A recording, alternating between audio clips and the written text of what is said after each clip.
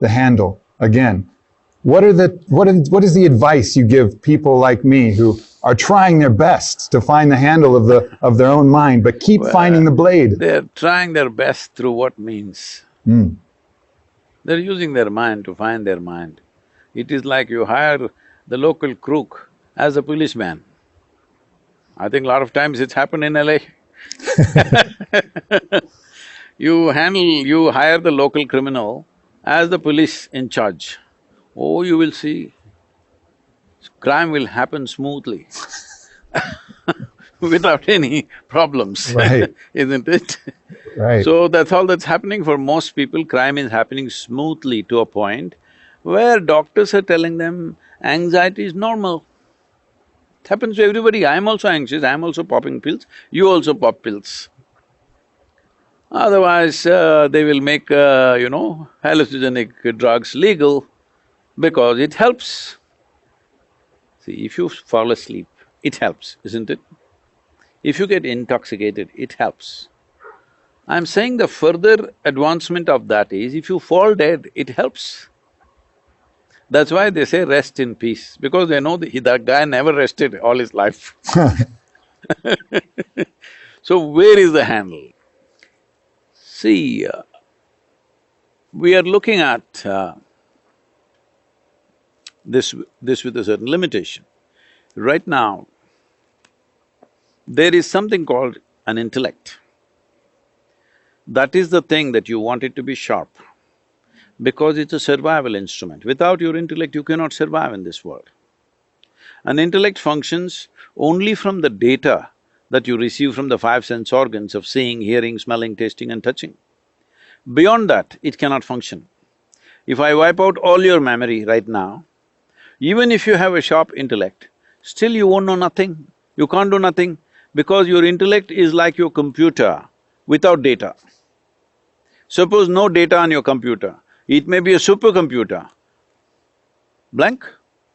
That is the nature of your intellect. It only functions from its data, but it must be sharp. Now, is it okay? Can we go into this in detail? Yes, please. So in yoga, we look at human mind as 16 parts. But today, considering the time, we'll make it into 4 segments. These are called buddhi, ahankara, manas and chitta. Buddhi means the intellect. Ahankara means identity. Manas means a silo of information. There are 8 different forms of memory here.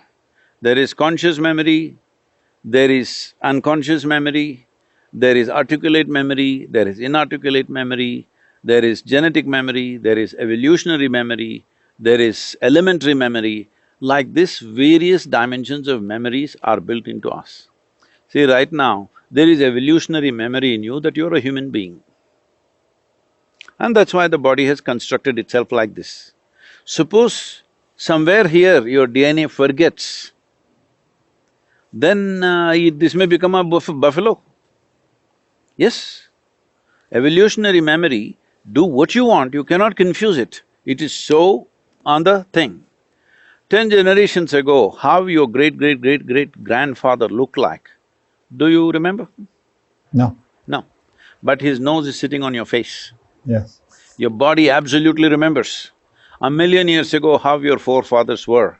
Even the texture of the skin it remembers.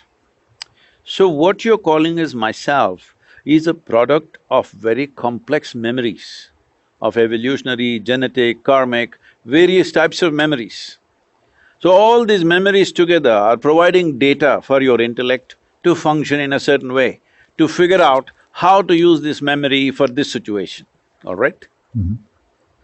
But there is a dimension between this manas and buddhi, between the silo of memory and the sharp knife in the front that you call as your intellect.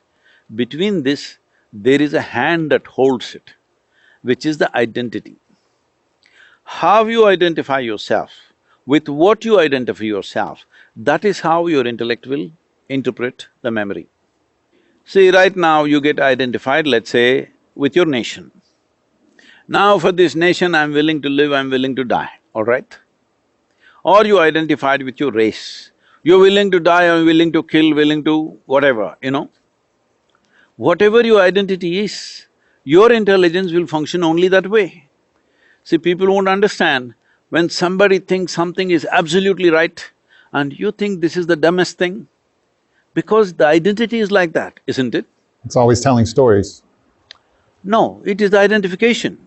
See, right from your childhood, the identification has been built of your gender, of your race, of your religion, of your nationality, of your ethnicity, and individually so many other things that each individual will do to themselves, of their education, of their social status, of whatever else. Right now your teacher is saying, for the good of all. What this is about, just because you say it, all are not going to be good, but within yourself, you want to make your identity with everybody. Correct. You want to make your identity as large as possible. That's the idea. We would like to make this identity cosmic, but we don't know where is cosmos, so at least make it global.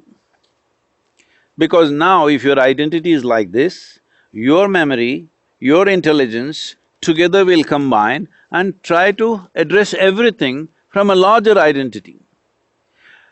Everything that you call as evil, everything that you call as crime, everything you call as corruption is essentially limited identification, isn't it? Yes. I'm fighting for my country and I'm willing to kill you.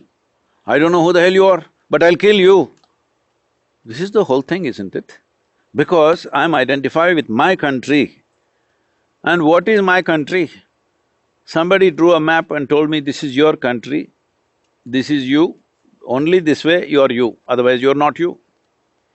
So I'm so strongly identified with my country, I'm willing to kill the whole world for the sake of my country, or my community, or my family, or myself. If it's myself, people will say, see, he's a selfish man. If he's family, in America it's very appreciated, in India it's seen as corruption. I will fight for my family, in America it's a good quality. I'll fight for my community, is a good thing for somewhere else. I'll fight for my nation is largely good almost everywhere in the world. But if your identity is beyond all these limited identifications, then your intelligence will function in a completely different way.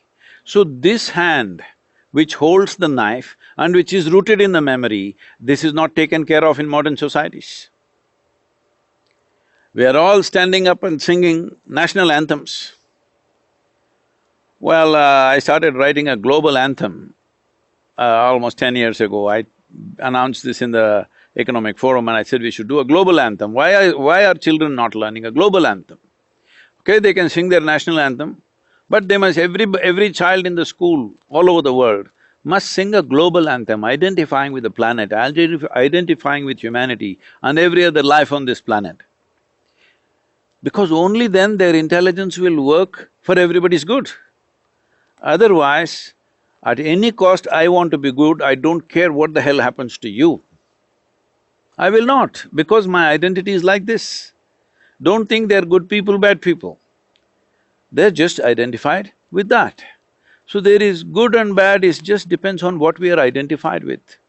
And it's a good people who are always fighting, bad people don't fight so much, they just steal, maybe cause one murder here, there, but they make their money and they sit somewhere and enjoy their life. Bad people, criminals, I'm saying. Good people, it is a good Indian who is willing to fight with a good Pakistani. It's a good Christian fighting with a good Muslim. It's a good American fighting with almost anybody. Just everybody's fighting because they're good. But good something, identified with a limited something and you're good with that, isn't that the basis of all the conflict? My religion versus your religion, my nation versus your nation, my community versus your community, my race versus your race, endlessly it's gone on. The whole problem of everything is limited identity. I'm telling you, extreme versions of this is Adolf Hitler, all right? Extreme versions is Adolf Hitler. But just look around and see, there are a whole lot of them around you, but only thing is they're not as powerful as him, fortunately. Yes or no? Yes. Limited identity means naturally you are going to do something else to somebody else, because your identification is like that. So in India, as part of the yogic culture, this was the thing in the past, not anymore. 0 to 12 years of age, a child should just eat well, play, sleep well, that's all, no teaching. At 12, education begins. Before he starts his education, because education is seen as a huge empowerment, before he starts education, he must shift his identity to a global or cosmic identity. First thing is aham brahmasmi, that means I am everything, not this or that. I am everything in the universe is me. Without taking that step, without that initiation, there is no education, because education is empowerment. See, today tell me, are educated people causing more damage to this planet or uneducated people causing more damage to this planet? Educated. Educated people, because they're empowered, isn't it? Empowered, but their identifications are limited. They have no identity with other creatures on this planet, so they're just obliterating them altogether. And they don't even think they're doing anything wrong, all right? They don't think they're doing anything wrong because they're doing good things. So that is how identity is, and that's how important it is, and we've just not taken care of that in modern societies. The whole world